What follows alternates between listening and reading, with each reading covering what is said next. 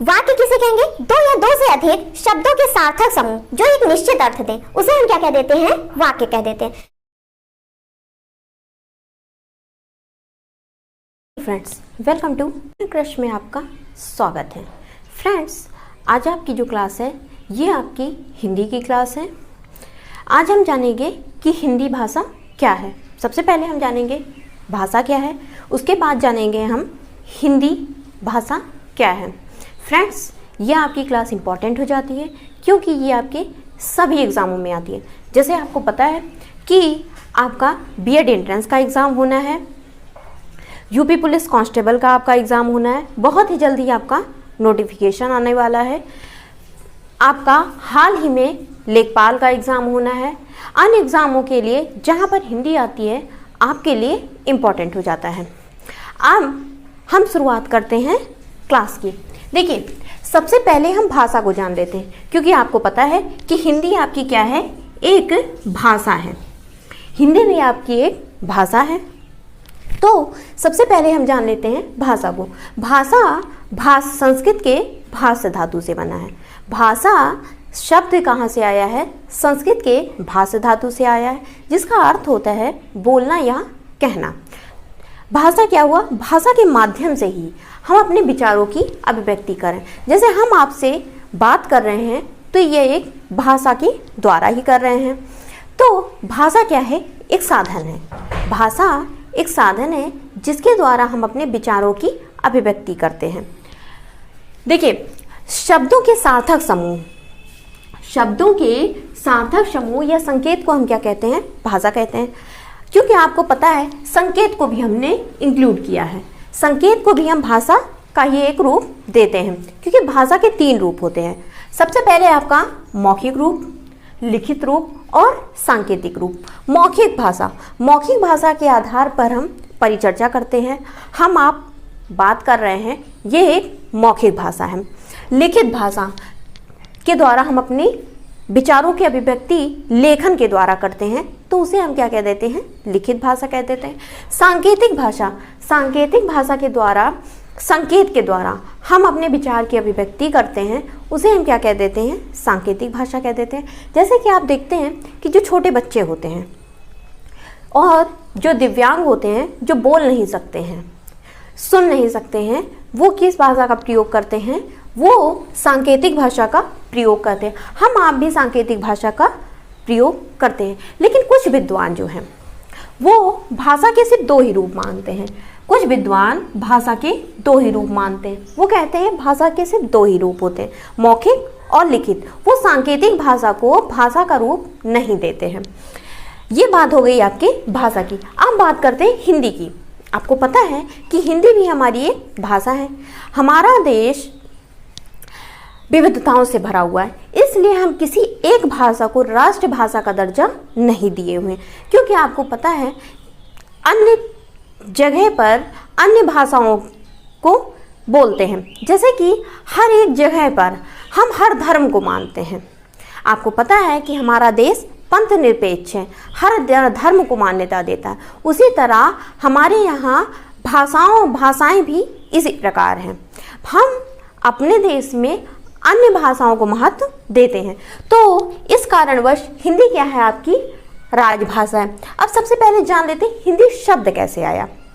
हिंदी शब्द कैसा शब्द है? एक फारसी शब्द है।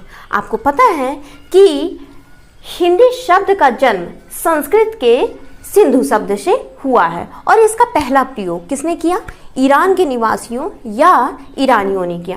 तो हिंदी शब्द का सबसे पहले प्रयोग किसने किया? हिंदी शब्द का सबसे पहले प्रयोग किया है ईरान के निवासियों या हम कहें ईरानियों ने किया। और ये शब्द कहाँ से आया है? सिंधु से आया है। आपको पता है कि सिंधु नदी है। तो जो ईरान के निवासी थे, फारसी धर्म जो फारसी भाषा जानते थे, उन्होंने सा का उच्चारण उनको करने में प्रॉब्लम होती थी। इस कारणवश उन्होंने सा के स्थान पर हा का उच्चारण किया।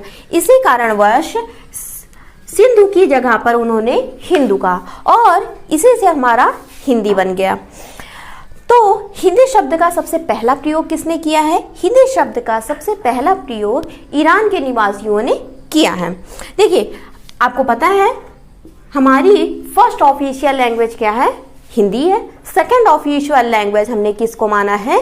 इंग्लिश को माना है। लेकिन अगर हम अपने उत्तर प्रदेश की बात करें तो हमारे उत्तर प्रदेश में फर्स्ट ऑफिशियल लैंग्वेज क्या हो जाती है? हिंदी हो जाती है, दूसरी उर्दू हो जाती है और तीसरी को हमने क्या माना है? हमने इंग्लिश को माना है। अब देख लेते हैं कि हिंदी का जन्म कैसे हुआ। देखिए, आपको पता है कि सबसे पुरानी, हमारे भारत की सबसे पुरानी भाषा कौन सी है? संस्कृत है। और आपको ये भी पता है कि संस्कृत से मिलता जुलता 80% मिलता जुलता रूप किसका है? हिंदी का है। तो सबसे पहले सबसे पुरानी भाषा कौन सी हो गई? संस्कृत। संस्कृत से आपके पाली आई, पाली से आपका प्राकृत आया, प्राकृत से आपका अपभ्रंश आया, अपभ्रंश से आपका औहट आया, अपभ्रंश से आपका क्या आ गया?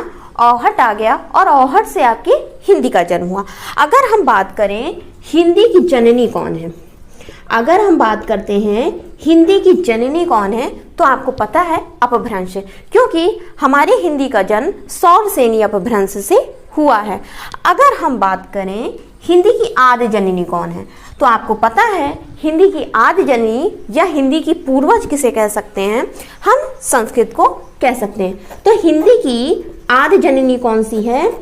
आपको पता है हिंदी की आदि जननी संस्कृत हुई। हिंदी की जननी अपभ्रंश हुई, सौरसेनी अपभ्रंश, और हिंदी की जननी कौन सी हुई? आपके संस्कृत हुई। ये आपका हो गया हिंदी का परिचय। अब शुरुआत करते हैं वर्ण से। आपको पता है वर्ण क्या है? ध्वनि के लिखित रूप को हम क्या कहते हैं? वर्ण कहते हैं। और वर्णों को लिखने के लिए जिन चिन्हों की आवश्यकता होती है, वर्ण को लिखने के लिए जिन चिन्हों की आवश्यकता होती है उसे हम क्या कहते हैं? लिपि चिन्ह कहते हैं। आपको पता है कि हिंदी भाषा की लिपि कौन सी है? हिंदी भाषा की लिपि देवनागरी लिपि है। हिंदी भाषा की लिपि कौन सी है? देवनागरी लिपि है। और यह ब्राह्मी लिपि का परिष्कृत रूप है। हिंदी भाषा की लिपि कौन सी हो गई? देवनागरी लिपि हो गई। देखिए, वर्ण क्या है? ध्वनि के लिखित रूप को वर्ण कहते हैं, और वर्णों को लिखने के लिए जिन चिन्हों की आवश्यकता होती है उसे हम क्या कहते हैं? वर्ण लिपि चिन्ह कहते हैं। अर्थात ध्वनि के लिपि चिन्हों को हम क्या कह देते हैं? वर्ण कह देते हैं। कैसे कि हमने, आपको पता है सबसे पहले ध्वनि होगा, ध्वनि से आपका क्या बन जाता है? वर्ण बन जाता है। वर्ण से आपका क्या बन जाता है? शब्द बनता है। शब्द से आपका क्या बनता है? पद बनता है। पद से आपका क्या बनता है? वाक्य बनता है। और वाक्य से ही आपका एक पैराग्राफ का निर्माण हो जाता है। तो देखिए, वर्ण क्या है? ध्वनि के लिखित रूप को हम क्या कहते हैं? वर्ण कहते हैं। और वर्णों को लिखने के लिए जिन चिन्हों की आवश्यकता होती है उन्हें हम क्या कहते हैं? लिपि चिन्ह कहते हैं। अर्थात ध्वनि के लिपि चिन्हों को वर्ण कहते हैं। जैसे हमने कहा आ, तो ये क्या है? आ एक लिपि है, एक ध्वनि हुई। ध्वनि को हमने एक लिखित रूप दे दिया, तो उसे हमने क्या कह दिया? लिपि चिन्ह कह दिया।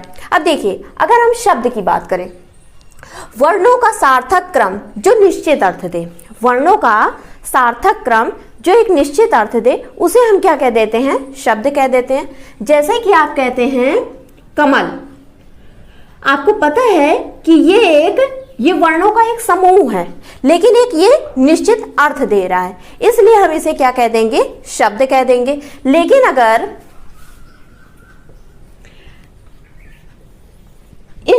ये भी एक शब्द है, वर्णों का ये भी एक समूह है, क्या ये एक निश्चित अर्थ दे रहा है? इसलिए हम इसको शब्द नहीं कह सकते हैं।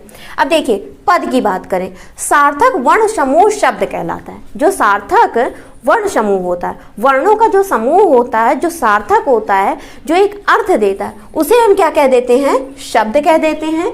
और जब यही शब्द वाक्य में प्रयोग करते हैं, जब इसी शब्द को वाक्य में प्रयोग कर देते हैं, तो उसे हम क्या कह देते हैं? पद कह देते हैं। जैसे कि हमने कहा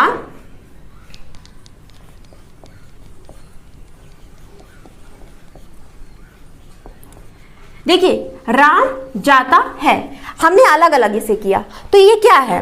एक शब्द है। अगर हम इसे वाक्य में प्रयोग कर दें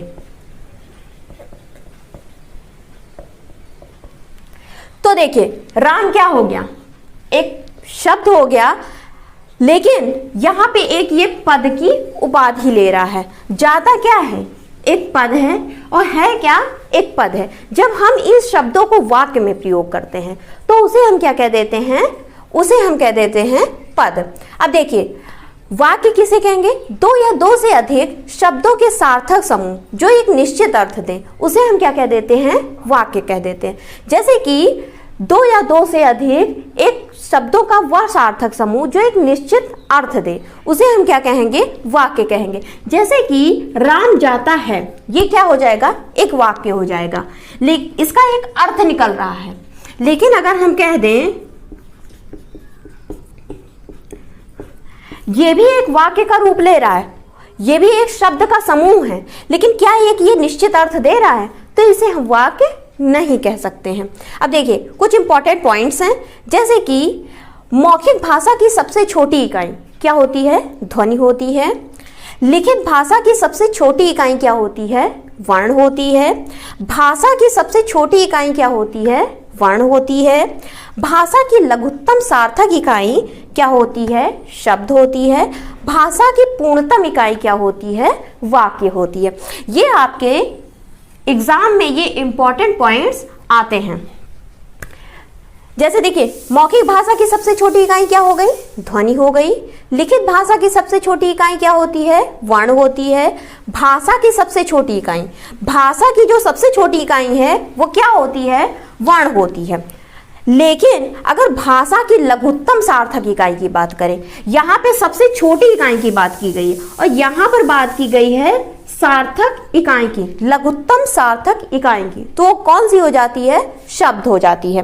और भाषा की पूर्णतम इकाई, भाषा को एक पूर्ण करती है, वो कौन सी हो जाती है? वाक्य हो जाती है। ये आपका हिंदी का इंट्रोडक्शन रहा कि हिंदी शब्द कहाँ से आया और आपके वर्ण, शब्द, पद, वाक्य, ये आपके हिंदी का एक आधार है। आपको पता है कि ध्वनि आज सबसे छोटी इकाई जो होती है वो कौन सी होती है? ध्वनि होती है, फिर वर्ण होती है। ध्वनि के लिखित रूप को हम क्या कह देते हैं? वर्ण कह देते हैं। और वर्णों के सार्थक समूह को हम क्या कह देते हैं? शब्द कह देते हैं। शब्द को हम क्या कह देते हैं? पद कह देते हैं। पद को हम क्या कह देते हैं? वाक्य कह देते हैं। पदों से शब्दों, जो शब्द होते हैं वाक्य में प्रयुक्त होते हैं। अगर जो शब्द हैं वो वाक्य में प्रयुक्त हो रहे हैं तो इन्हें हम क्या कह देते हैं? पद कह देते हैं। और पद से ही क्या बनता है? आपका पैराग्राफ बनता है।